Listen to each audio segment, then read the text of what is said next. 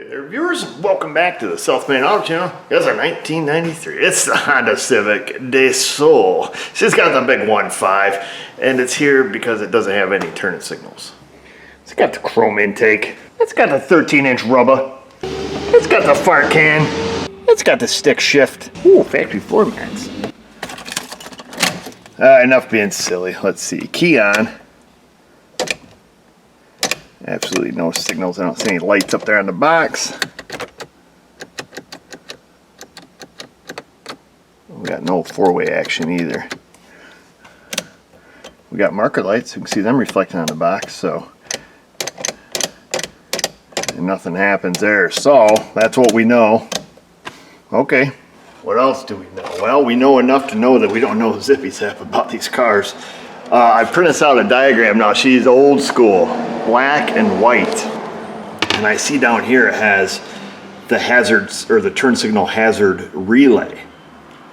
And then it shows this turn and signal switch and the hazard switch. I'll have to do some poking here. I'll see how this whole rigmarole works. See if the turn and signal switch here, see if it's a ground side input into the relay, because we can see the relay has battery power, right turn hazard output, right turn hazard input, left turn hazard output, and left turn hazard input, and then a ground. So I think what we need to determine, I guess just at a glance, just shooting from the hip here, is how does the turn and signal switch work? You know, is it taking, or what are we getting from this junction connector C415? You know, is that a power feed? Probably would be my assumption. See, that's for illumination, because the hazard switch probably works in a very similar fashion, which that works off of power. So that we can probably answer our question just by guessing, because we can see here the turn signal switch is white with green, which comes off the battery power from this relay. Or from this turn signal relay. It has power in, and then when you turn it on, it sends power on red, yellow, red, blue, which is the two inputs, left input, right input. So that would tell me in order for this to function, it would have to have power. So we answered our question just by talking about it out loud. So it is a power side switch into the relay. So we can handle this a couple of ways. We know that the hazards do not function, and we know that the turn and signal switch doesn't function. And it appears, I'm making an assumption now, that they fuse 43, okay, so the hazard switch gets its power from the same spot that the relay does, this fuse right here. Let's see, let me make sure I'm correct. It's gonna come up white, green, so this fuse right here, fuse 43, okay, maybe that's under hood junction box perhaps. So the hazard switch gets its power from the same spot that the relay does, which I don't know if it's the same spot that the turn and signals do. I'm just making an assumption there. So before we get too far, I think what I would like to do is find this fuse, see if we have power on the fuse, because if we have power there and the relay and the hazards don't work, I'm not really concerned about the turn and signals because nothing works. So we won't even have to look up the fuse for that. But let's see if we can find fuse 43. I believe that's what it says. Yes, fuse 43. For those of you who needs one of these things, that's what it is. So in the pink highlighter there, fuse 43. So let's find that little guy, see if it has power. And if it does, then we need to find out where this turn and signal relay hazard flasher relay thing is. Is this the UHFB? Probably not. UHFB must not mean underhood fuse box, because that wouldn't be it. Maybe it means inside the car fuse box. I'm actually thinking it does mean underhood fuse box, because it says UHFB, and then this one down here at the bottom says fuse 19-FB. So that's got to be dash fuse box and underhood fuse box. And if I look on the diagram here, there is a fuse 43 in the underhood fuse box. So let's go see if that, it doesn't tell me what amperage it is here on the diagram, but let's have a little look see at that. you never know with this old service data. Oh, you ding dong. It says right on it, hazard. What an idiot. Sometimes you gotta slow down to go fast, folks.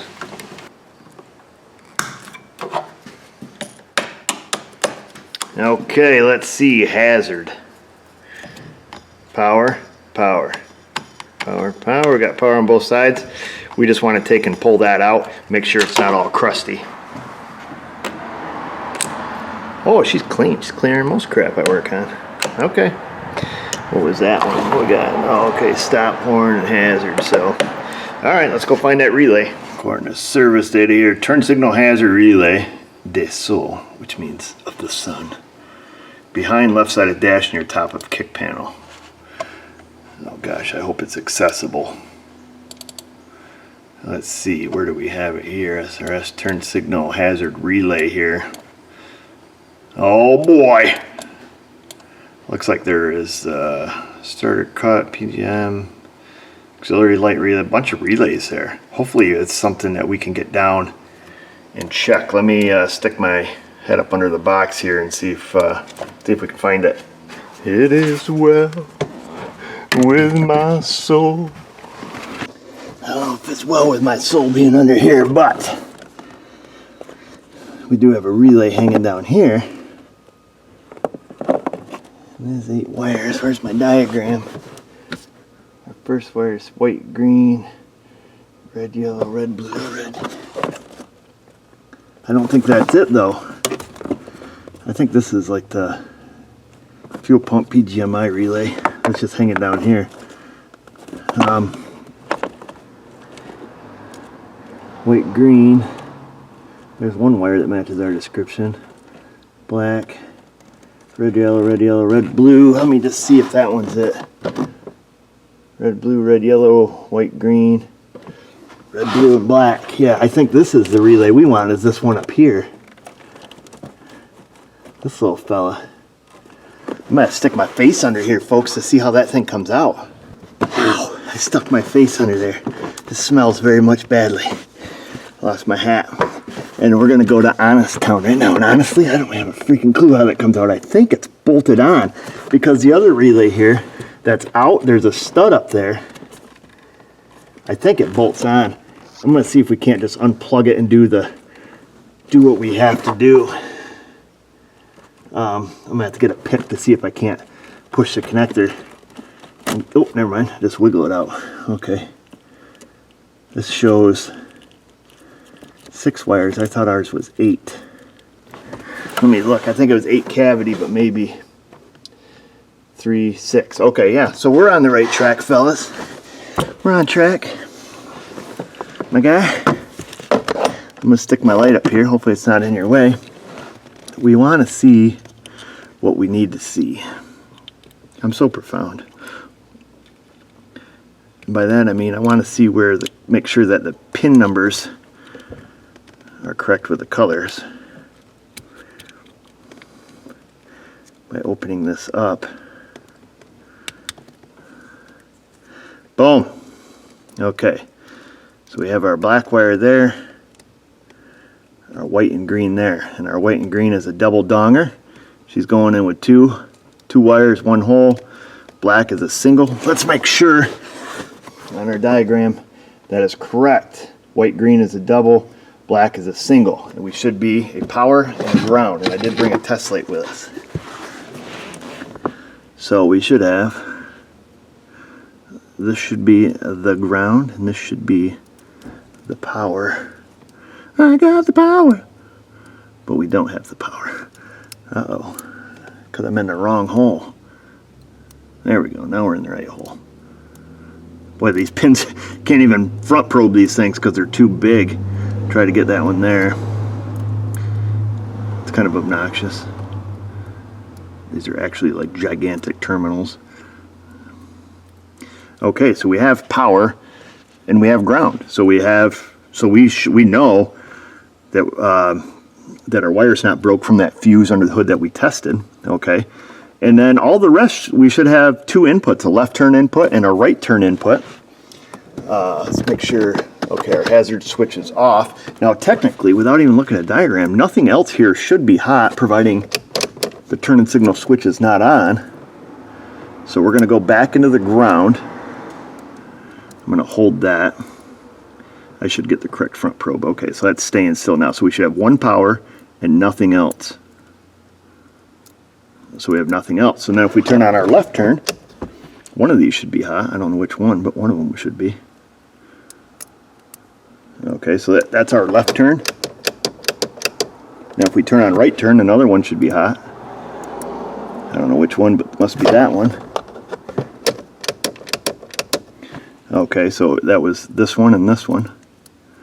And then if we turn on the four ways, both of those should be hot, right? So there's our four ways on, so that one's hot, that one's hot. Boom and a boom. And then that's our full-time power, thereby making these two terminals our two outputs. So that's no problem. Yep, because that's our output, so our output is good because I just went power and ground. I ran it through the light bulb, so that tells me the circuit out to the car is intact. And then I'll check the other side, other circuit of the car, and that circuit is intact. So that's super duper simple, folks. We know that all the wiring all the way out to the light bulbs is completely intact.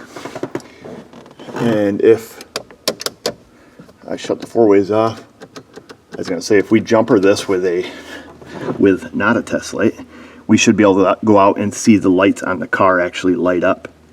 And we could do that, I suppose. Let's see here. Turn that on, I like so. And then if we jumper these two wires together with just our pin, leave it like that. Hopefully it's still making contact. Let's go out here on the car. One of these lights should be lit up, right or left. I don't know which one, but one of the outputs should be on. Yeah, there we go. That proves it just needs a flasher relay. Wow, that was easy. All that, just a quick little test light. So I guess you could have just took a guess and threw one at it, but it only takes a minute to, it's probably gonna take me longer to figure out how to get the dang thing out of there. And we can button this all back up here. Stand by. Man, this is back in the day when turn signals were easy. You know what, I'm not gonna plug it in because I don't wanna have to, we gotta figure out how to get the thing out of there.